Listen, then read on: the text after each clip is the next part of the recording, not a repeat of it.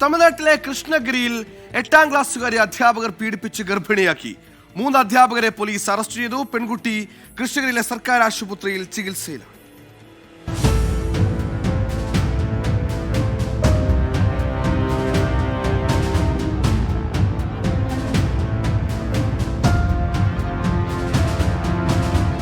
വിദ്യാർത്ഥിനി കഴിഞ്ഞ കുറച്ചു ദിവസങ്ങളിലായി ക്ലാസ്സിൽ എത്തിയിരുന്നില്ല.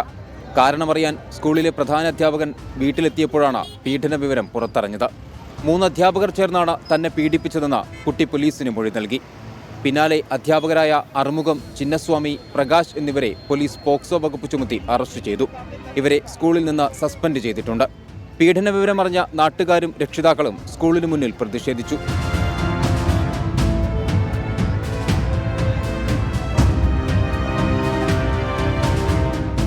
അബോർഷന് ശേഷം കുട്ടി കൃഷ്ണഗിരി മെഡിക്കൽ കോളേജിൽ ചികിത്സയിലാണ്.